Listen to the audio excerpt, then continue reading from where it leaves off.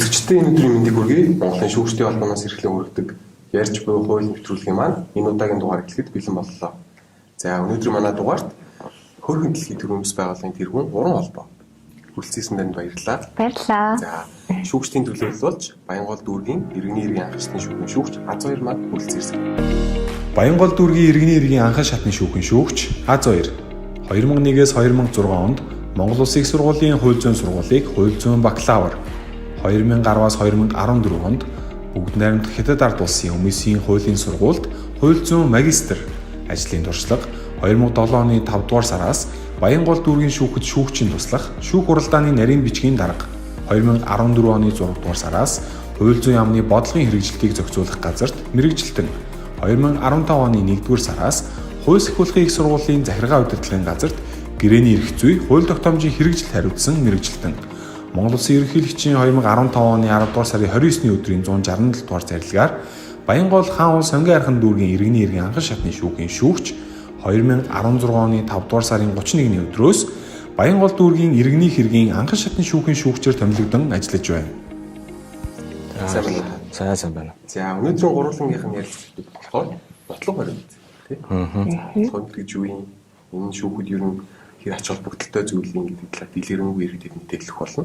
За ингээд иргэдийн төлөөлөлд оролцож байгаа танаас ихний асуултыг ер нь бодлого гэдгийг ер нь юу гэж ойлгож байна гэдэг асуултаар хэлье. За баярлалаа. Юуны өмнө бас нэвтрүүлэгтээ урьж оролцсон та бүхэнд баярлалаа. Тэгээд эргэн үеийн хувьд бас оролцож байгаа гэдэг утгаараа ч юм уу яг өөрийнхөө юм энгийн байр суурьнаас нэвтрүүлэгтээ оролцмаар байгаа. За нотлох баримт гэхээр миний хувьд яг ингээд бодохоор альва зүйл за магадгүй одоо гэмт хэргийн ч юм уу тий хувьд үнэн худлыг одоо дэнслэхэд тий шаардлагатай байгаа баримт одоо бичгүүд одоо юу байдгийг тий тэнд донд одоо маш олон зүйлс байх. Тэдгэрийг одоо нотлох баримт гэх юм болов гэж ойлгож байна. Тийм яг энгийнээр бол тэгж ойлгож байна. За шүүгчээс энэ талаар дэлгэрүүлвэл ер нь бодлого гэж юу юм? Миний ач холбогдол нь юу вэ? Тэгэхээр иргэний иргэн шийдвэрлэх ажиллагаанд шүүхтэр одоо талуудын яг маргаж байгаа тухайн зүйлийг нотлоход одоо ач холбогдолтой, маргааны зүйлд хамааралтай одоо альва бичгийн болон эд мөрийн одоо эд зүйлс эдгээр нь бүгдөө нотлох баримт болох ийм боломжтой. Тэгэхээр эдгээр одоо нотлох баримтыг болвол хэргийн оролцогчдоос өөрсдөө хууль заасан шаардлагаар шүүхт бол гаргаад өгөх. Өөрийг хүлээж идэг. Энэ одоо өөр энгийнээр тайлбарлаад хэлэх юм бол одоо юу гэдэг хоёр тал тийм ээ одоо мөнгө өгсөн аваагүй авсан гэдэг ингээд маргажээлаа гэдээ үзэхэд одоо тэрнтэй холбоотой юу гэдэг гэрчийнх нь мэдүүлэг тийм ээ өгч явахт нь хажууд нь зогсож байсан бол тэр гэрчийн мэдүүлэг дансаар шилжүүлсэн бол дансны болгоо гэдэг юм уу. За эдгээртэй холбоотой ер нь одоо альва тэрийг нотолж болох бүхэл одоо зүйл бол тандем бичлэг тийм одоо айл аль орно тийм. Гэхдээ түрүүн одоо хэлсэнчлэн хууль заасан шаардлагыг одоо хуулийн дагуу олж авсан цуглуулсан байх хэрэгтэй. Эдгээр нь шаардлага хангаж ивэл нотлох баримт болно гэж. Хуулийн тайлбар бол арай өргөн цар хүрээтэй шүү тий. За тэгэхээр нотлох баримтыг одоо шүүхэд хандж байгаа иргэн өөрөө гаргаж өгөх ёстой гэдэг юм уу? Аль эсвэл шүүхээс тухайн нотлох баримтыг одоо шаардлагатай газраас нь шаардаж авах ёстой байдаг юм уу? Энэ тал дээр юу? За энэ дээр бас бага зэрэг жоохон дэлгэрүүлээд ярих нэрэ ойлгомжтой болох байх. Тэгэхээр иргэний иргэн шийдвэрлэх ажиллагаа, эрүүгийн иргэн шийдвэрлэх ажиллагаа, захиргааны иргэн шийдвэрлэх ажиллагаа гэдэг тусдаа хуулиар зохицуулдаг, тусдаа энэ нотлох баримт бүрдүүлдэг журмын хуультай. Тусдаа одоо онцлогтой байгаа тий. За эрүү бол одоо цагдаа одоо дагнуул одоо юу гэдгийг мөрдөн байцаахын тусдаа бие даасан байгууллаганд нотлох баримтаа эхлээд шалгаад бүрдүүлээд явдаг. Ингээд тэр баримтаа бүрдүүлээд шүүх рүү шилжүүлдэг байт юм. Захиргааны иргэн одоо хувьд бол захиргааны иргэн шүүх өөрөө шаардлагатай нотлох баримтаа шаардаад дээрэс нь иргэн оролцогч талууд нь нэмээд өөрсдийнхөө бас нотлох баримтыг гаргаж өгöd. Харин иргэний иргэн шийдвэрлэх ажиллагааны нотлох баримт бүрдүүлэх ажиллагаанд бол ерөөсөө талуудын зарчим буюу иргэн оролцогч талууд өөрсдөө гаргаж өгөх үүргийг хуулиар хүлээдэг. За энд одоо бол шүүхийн одоо хөндлөнгийн байх одоо шүүх хөндлөнгийн оролцоо бол ерөөсөө талуудын гаргаж өгсөн тэр баримт дээр үндэслээд хэрэг маргааныг шийдвэрлэх хөндлөнгийн байхын зарчим буюу үйлчлдэг учраас талууд өөрсдөө энэ нотлох баримтаар нотлох өөрийнхөө хэлж байгаа тайлбар татгалзал юмыг гаргаж өгөх хэрэгтэй. Гэхдээ энэ ажиллагаанд нь бол шүүх бас тодорхой хэмжээнд оролцохоор зохицуулсан хуулийн зохицуулт бол байдаг.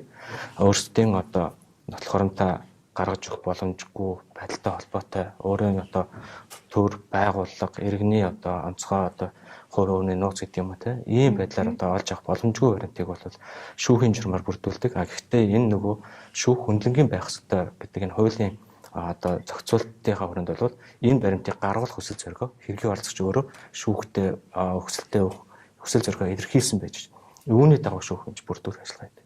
Тэгэхээр үндсэндээ бол иргэний иргэн шийдвэрлэх ажиллагаанд бол нэхэмжлэгч хариуцагч юм уу тэр тухайн иргэн шийдвэрлэх ажиллагаанд оролцож байгаа талууд өөрсдөө гаргаж өгнө гэсэн.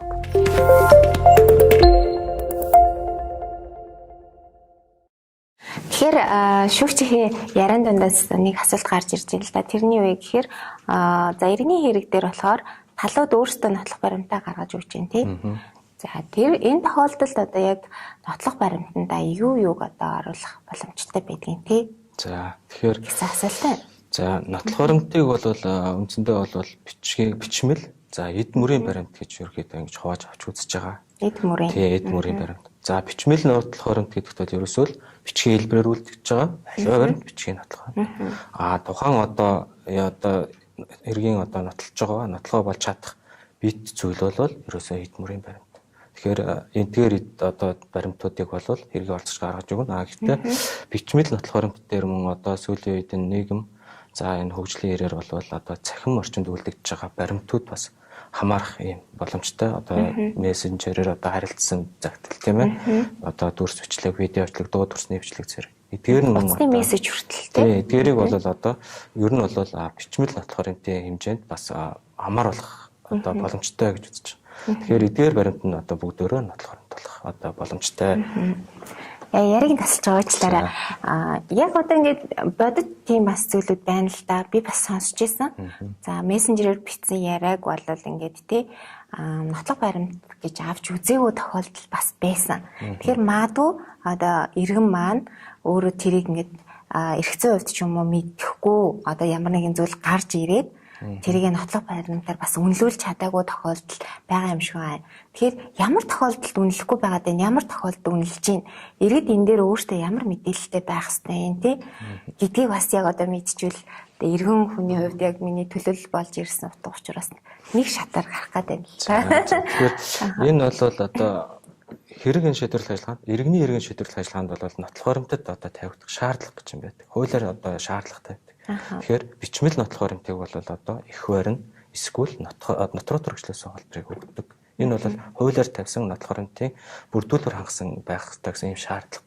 За таны хэлээд байгаа одоо нөгөө цахим одоо мессенжер тий. Тэгэхээр энэ одоо яаж нотлох баримт болох вэ? Эсвэл нотлох баримт дээр яаж үнэлүүлэх вэ? Шүүхэд яаж өгөх вэ гэдэг асуудал одоо иргэдийн хувьд бол одоо тухайлан эрх зүйн мэдлэг одоо бүх эрх зүйч байх албагүй тийм ээ. Тэгэхээр энийг бол одоо яаж өгөх мэдтгүү. Тэгэхээр энэ нөгөө яриад байгаа цахим баримт маань бичгийн нотлох баримтын одоо хамаардаг гэдэг хэлж байсан. Гэхдээ үүнийгээ бол хэрэгт одоо нотлох баримтаар үнэлүүлэхийн тулд за хэрэг шийдвэрлэх ажиллагаанд одоо үзлэг хийх тийм ээ таньж олуулах гэсэн ийм ажиллагаанууд хийдэг. Тэгэхээр тэр нөгөө цахим дээр байгаа баримтыг нотлох баримтад одоо хамааруулахын тулд нөгөө одоо мессеж гэдэг юм уу дуу бичлэг дүрсний бичлэг зэргийг бол шүүхэд одоо энийг нотлох баримтаар үнэлүүлэхийн тулд нотлох баримтаар хасрахын тулд хууль засны дагуу үзлэг одоо хийя тийм ээ үзлэгээр бэхжүүлж авъя гэх. Энэ дагуу бол нөгөөх хүсэлт гаргана гэсэн үг юм биш үү тий? Зөв яг зөв. Тэгэхээр нөгөө шүүх нөгөө өөрийнхөө санаачлаар нотлох баримт бүрдүүлэх боломжгүй хөндлөнгийн учраас нөгөө хэргийн оролцогч маань энэ нотлох баримтыг үнэхээр өөрийнхөө тэр тайлбарыг одоо нотлохын тулд гаргаж өгөхийн тулд нотлохоор үнэлүүлэхийн тулд хүсэлтээ шүүхэд гаргах хэрэгтэй. Хүсэлтээ шүүхэд гаргаагүйгээс болоод өөрийнхөө одоо нөгөө бүрдүүлсэн нотлох баримтыг үнэлж чадаагүй байгаад байна. Тийм тэгэхэд тийм шүүх өөрөө тэрэн дээр ингээд оролцоод хөндлөнгөөс оролцох боломжгүй болохоор ямар нэгэн зөвлөгөө өгөх боломжгүй шүү дээ тий. Тийм болохоор магадгүй энийг мдэггүйгээсээ болоод нотлох баримтаас яг үнэлүүлж чадаагүй юм байна л да. Тий одоо яг бодит одоо шүүх хуралдаан дээр бол яг иймэрхүү асуудал бас их гарах юм тохиолддог. Юу гэх юм надаа одоо энэ хүний биччихсэн амлалт өгж ийсэн зүйл надын утсан дээр байдгаа надаа нотлох баримтанд байдгаа гэж яриад байдаг. Гэтэл одоо нөгөө шүүх тэр нотлох баримтыг чи үзье хараач гэдэг юм уу. Ингээд нэг талд үйлчилж байгаа юм шиг ийм байдлаас үүсэх тал ингээд нөгөө талд нь ажиглагдж байгаа учраас энийг бол шүүх өөрөө санаачлагаараа ингээд тэрийг чинь үзэж харуулах хэрэгтэй гэдэг ингээд ажиллагаа хийгээд шууд татаж аваад авах боломж байна.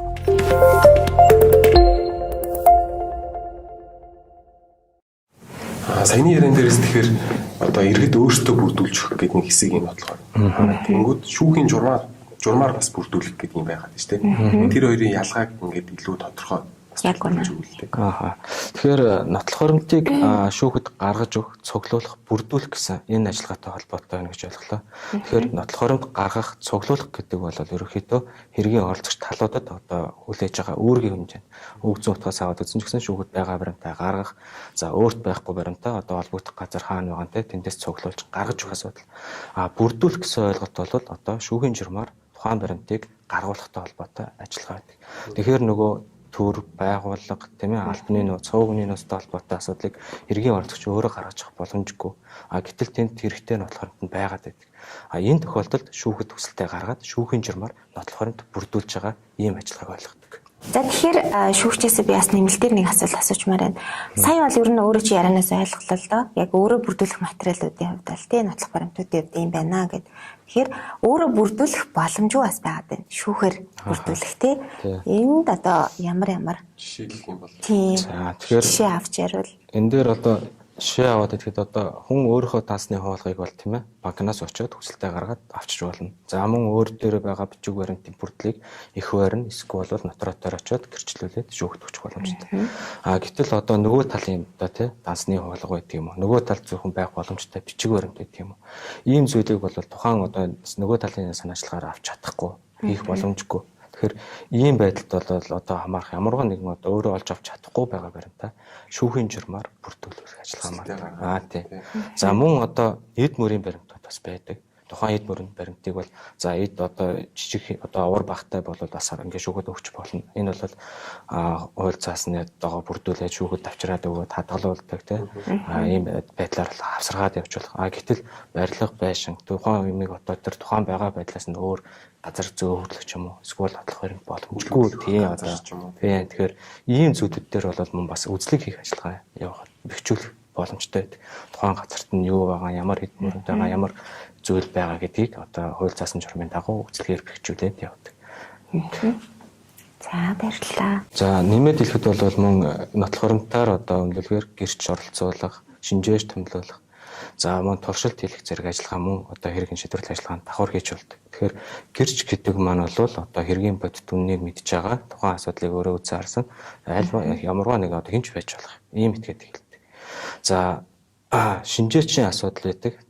Шинжээчдэр бол одоо тухайн одоо асуудлаар тусгай мэдлэг шаардсан тийм ээ энгийн хүн шүүх тэрийг одоо өөрсдөө тогтоож тодорхойлох боломжгүй тусгай мэдлэг шаардсан асуудал дээр шинжээж томилдог. За мөн одоо туршилт байж болдог. За энэ бол тухайн одоо үйл явдал үнэхээр ийм байж болох боломжтой гэдгийг тухайн байдалд нь дахин сэргээж явуулах ийм ажиллагаа. Гэрчдэр мөн одоо хүмүүс одоо шүүх хуралдаан дээр гэрчийн асуудлыг бол ингээд за гэрчлэнэ гэдэг ингээд оролцуулах услт их гаргаа явдаг. Гэхдээ гэрчин яг нөгөө бодитоор өөрөө үзэж харсан биш дам мэдээл сонссон. Тэрнээс тэрийг сонссон. Тэрний тэгжсэн гэж одоо зүгээр бодсон ч гэдэг юм. Тэгээ ийм ач холбогдолгүй зүйлүүд бас их байгаад байдаг. Тэгэхээр гэрч оролцож байгаа тухайн яг үйл баримтыг үзсэн, харсан. Тэр талаараа гэрчилж чадах гэдэг байх. Ийм шаардлагатай байдаг. Тэгэхээр гэрчийн өгч байгаа одоо мэдээлэл те худал биш гэдгийг одоо яаж нотлох вэ?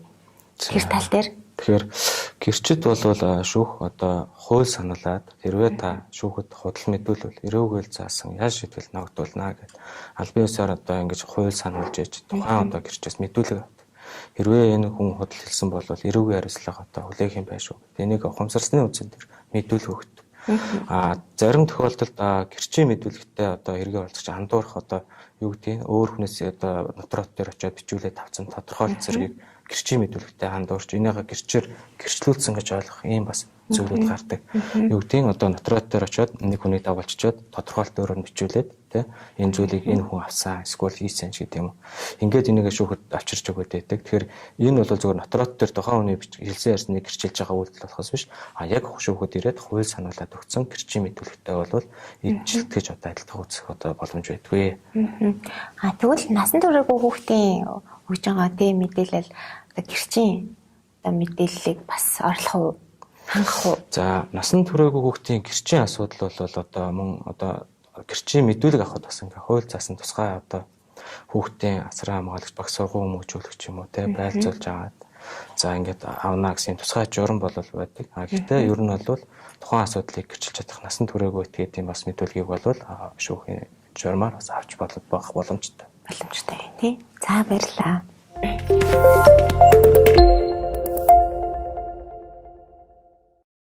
Тэгэхээр та сая яранда гэрчээр одоо альва одоо хүн гэж ярьлаа шүү дээ тий. Тэгэхээр хүн болгон гэрч болох боломжтой юм уу?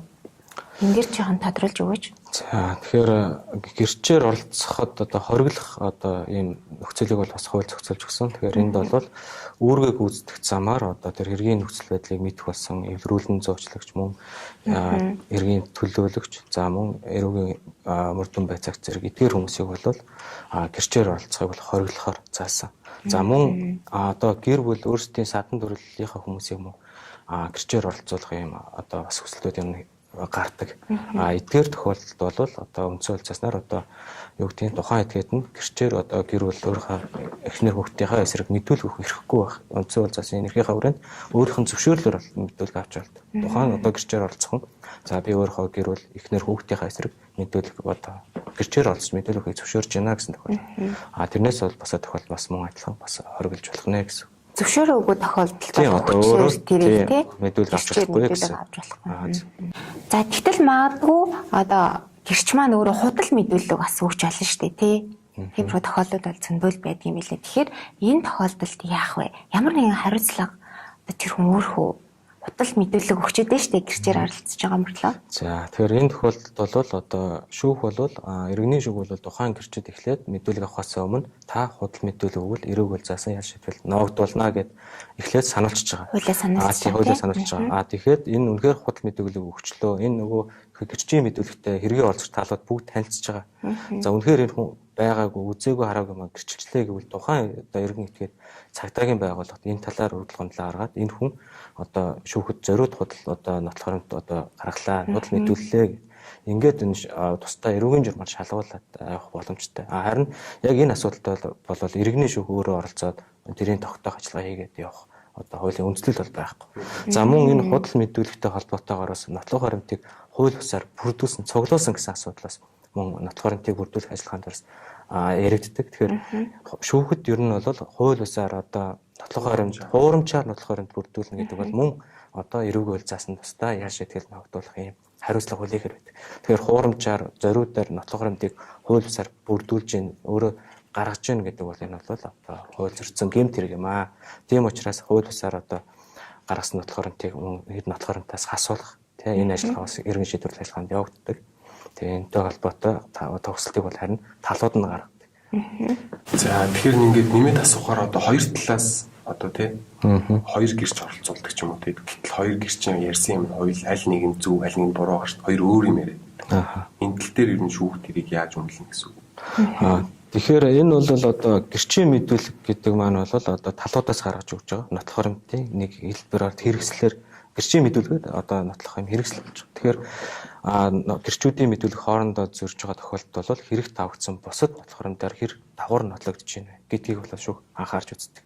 Тэгэхээр ер нь шүүх альва шийдвэрээ бол нотлох харамтыг одоо аль одоо үнэн зөв хөдөлбөргүй гэсэн ийм баримтууд одоо судалж дүгнэлт гаргаж ич одоо шийдвэр гаргах учраас бусад баримтаа хэрхэн одоо уйлдж байна. Энэ гэдүүлэг хэрхэн одоо зөв байх одоо өөр баримтаар нотлогдож байна. Давхар баримт байна уугүй гэдэгтэй давхар ингээд шалгаад үзээ явдаг. За тэгэхээр нотлох харамтыг бас одоо анхан шатны шүүх, давцаалгах шатны шүүх, хяналтын шатны шүүх, одоо 3 шатны шүүх байгаа шүү дээ. Тэгэхээр энэ 3 шатны шүүх төр гурван дээр нотлох харамтыг бас гаргаж өгөх боломж байдгүй. Тэгэхээр шүүхэд бол нотлох харамтыг шүүх хуралдаанаас өмнө гаргаж өгнө гэсэн юм болон зохицуулт. Энэ шүүх хуралдаанаас өмнө гаргаж өгнө гэдэгт юу хамаарат байна вэ гэхээр анхан шатны шүүх хуралдаанаас өмнө гаргах асуудал хамаарах юм байна. За тухайн одоо анхан шатны шүүх хуралдаанаас шүүхийн шийдвэр гаргахаас өмнө тэр нотлох харамтаа гаргаж өгөөгүй бол давзаалт болон хяналтын журмаар бол хэргийг хэлцэх үед нотлох харамтыг шүүх хүлээж авахгүй. Тэр нотлох харамтыг одоо шийдвэрийн үндэслэл болохгүй гэсэн ийм одоо зохицуулттай.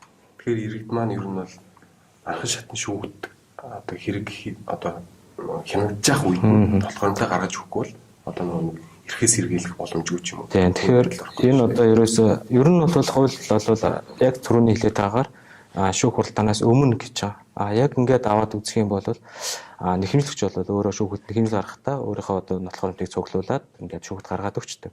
Хариуцагч тал бол одоо шууд шүүхтэр ирээд нөгөө баримттай танилцж байгаа штэ.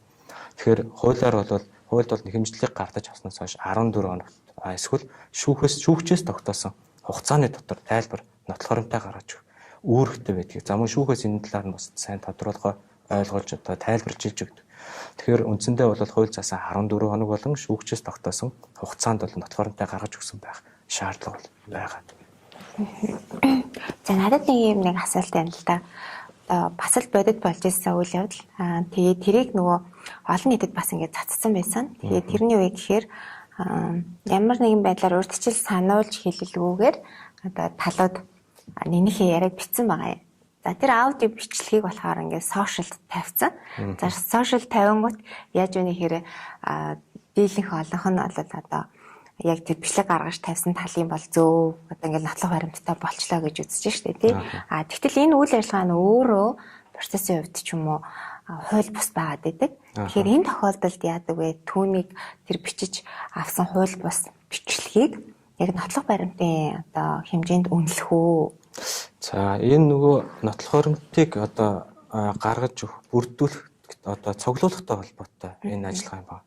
За нотлох баримтыг одоо хуулийн дагуу цуглуулж гаргаж өгсөн ийм нотлох баримтыг л одоо шүүхийн шийдвэрийн үндэслэл болгоно гэж одоо хуульд одоо зохицуулсан.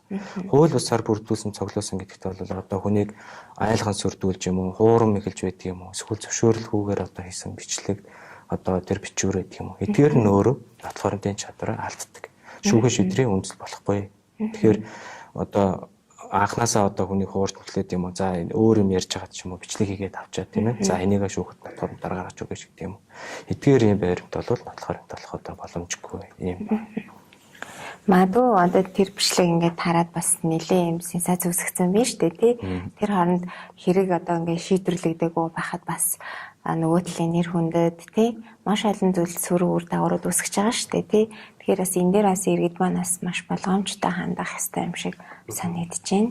За баярлалаа. За ер нь бол одоо хувь хүний те царай зүс дуу хоолой бол тухайн хүний хувь хүний одоо тагин давташгүй өөрийн одоо хувийн одоо нууц гэх юм те хувь хүний одоо зөвшөөрлгүйгээр одоо хийгдэх боломжгүй. Хуулиар одоо хувь хүний одоо зүй дурс бичлэгийг бол одоо нийт мэдээлэх эсвэл бичих зэрэг чи өөрөө хууль бас үйлдэл.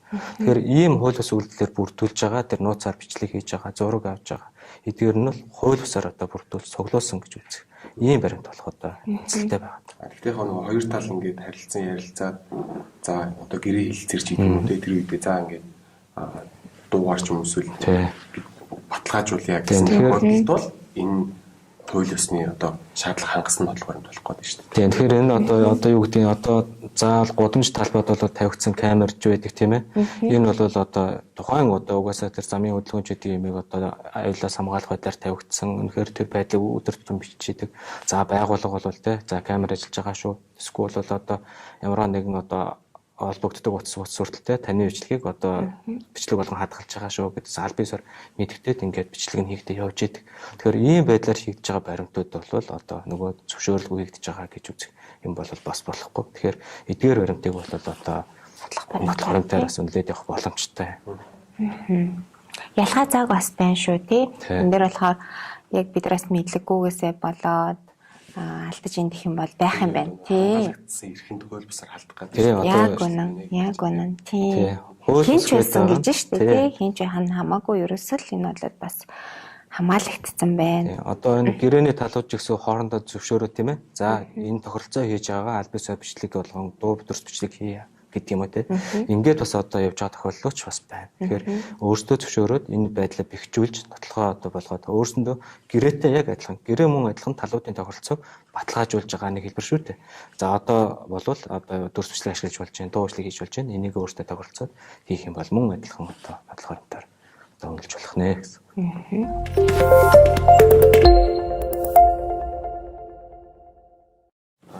Шүүгчийн түрүүний яригдсан яриан дээрээс бас нэмээд тодруулаад асуухад тусгай мэдлэг шаардсан одоо шинжээч гэж яригдсан шүү дээ. Энэ яг ингээд жишээгээр бас иргэдэд тайлбарлавал сонирхолтой байж магадгүй юм л да. Ер нь ямар тохиолдолд шинжээж томилогддог юм.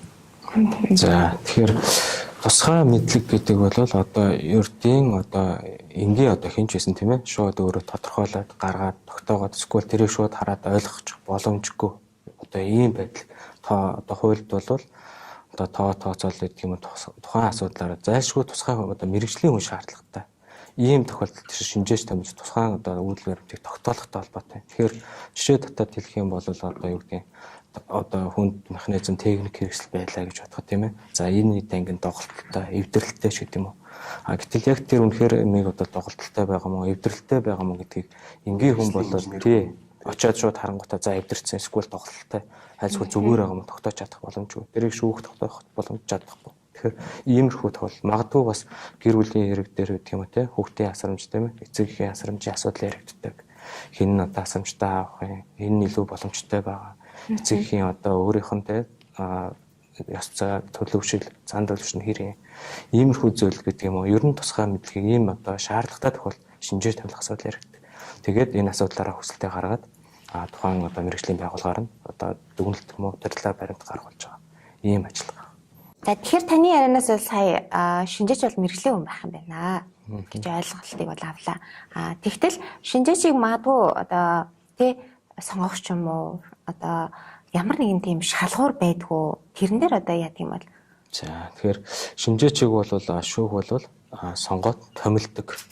За шинжээч нь бол тусгай мэрэгжлийн тусгай тэр чиглэлийн мэрэгсэн одоо байх хэвээр. За дээр нь хэргийн оролцогчтой ашиг сонирхлын зөрчилгүй байх хэвээр.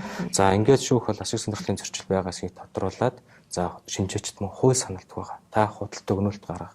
Дүгнэлт гарахаас зориуд санаатаар зайлсхийх гэж одоо энэ тохиолдолд одоо эрүүгөөл заасан мөн одоо ял шийтгэл тогтоолох юм үнэлэлтэй шүү гэдгийг хууль санаалаад шинжээчд томилдог байна. бас давхар хуулийн хариуцлага бас тий одоо зориудаар нэг талд үйлчлэх юм уу тийм ээ одоо нэг талаас нь одоо хараа тусаар дүгнэлт гаргах хэрэгтэй шинжээч маань нэг талд үйлчлээд дүгнэлт гаргаад энэ тогтоогдох юм бол одоо эрүүгөөл заасан мөн хариуцлага хүлээдэг гэсэн үг.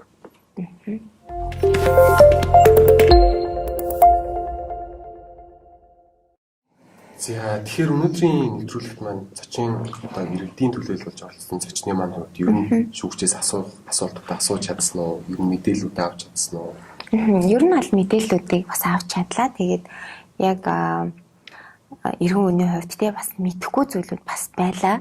Дээрээс нь зүгээр нөгөө иргэн тойрондоо би бас ингээ нэг хүмүүстэй ингээ ярилцдаг. Тэ төрийн бас байгууллагаараа дамжуулаад ээжүүд, эмэгтэйчүүд, эрхэм зөрчигдсөн хүүхдүүдтэй ажилладаг учраас тэр хүмүүстэй бас нэг өгөх зөвлөгөөтэй болоод гараад ирлээ. Одоо ингэдэг юм биш шүү. Нотлох баримтаа ингэж бүрдүүлэх юм биш шүү. Хүсэлт гаргах хэрэгтэй юм биш шүү, тэ. Тэгээгүй тохиолдолд одоо нотлох баримт болох боломжгүй юм байна шүү гэдэг ч юм уу. Наад цахын ингээд нэг хүчмөр байдаг зөвлөгөөнүүдээ тий үндсэлтэйгээр өгөх боломжийг болол өнөөдрийн яг энэ цаг хугацаанаас бас олж аваад айгүй талархалтай сууж байна л да. Шүүгчийн маань хувьд ер нь иргэдтэй нэмж хэлэх тий нэлээд үлдээсэн ч байдаг юм уу тийм хэрэгтэй мэдээлэл бас байгаа. За ер нь бол өнөөдөр бол иргэний эрэг шүүгтийн шийдвэрлэх ажиллагаантах нотлох баримтын талаар ингээд голчлон ярилцаад явлаа. Тэгэхээр хэргийн одоо аливаа одоо иргэний эрэг шийдвэрлэх ажиллагаанд оролцож байгаа талууд өөрсдөө нотлох баримтаа гаргаж үүргийг хүлээдэг юм байна. Энэ тагуу өөрсдөө нотлох баримтаа гаргаж өгөөгүй бол өөрсдөө тэр одоо шаардж байгаа зүйл эсвэл татгалзаж байгаа тэр тайлбараа нотолж чадаагүй бол тэр нэхэмжлийн шаардлагаа алдах эсвэл төлбөр төлөх үүргийг хүлээх ийм үндэс болох юм аа гэдгийг бас анхаарах тийм энэ одоо өөрт нь одоо иргэний хэрэг гэдэг маань бол талуудын өөрсдийнх нь одоо голчлон хэрэгэн шийдвэрлэх ажиллагааг удирдах явдаг өөрсдийнхөө хэлж ярьж байгаа зүйлийг нотлох үүрэг хүлээдэг. Энэ нотлохоон дээр үндэс шүүхийн шийдвэр гардаг юм аа гэдгийг сайн ойлгох хэрэгтэй. За дээрэс нь нөгөө хуульд заасан ямар шаардлагууд тавигдгийг энийг би хангаж чадчихэв үү? Энэ байдлаар нотлохоороо гаргаж өгч чадчихэв үү гэдгээ бас давхар боломжтой бол хуульч мэрэгжлийн үнэт зөвлөгөө аваад ингээд хэрэгэн шийдвэрлэх ажиллагаанд оролцох одоо ийм эрхээ хамгаалах хэрэгтэй юм байна гэсэн энэ ойлголтыг л одоо энэ бол одоо энэ нэвтрүүлгийн зорилго бас биелэх баха. За энэ хүмүүс манай өнөөдрийн ярьж буй хууль нэвтрүүлэг маань өндөрлөж байна. Хүрэлцэн ирсэн эрхэм хоёр зочиндаа бас баярлалаа. Баярлалаа. Тэгээд дараагийн дугаараар уулзлаа. Баярлалаа.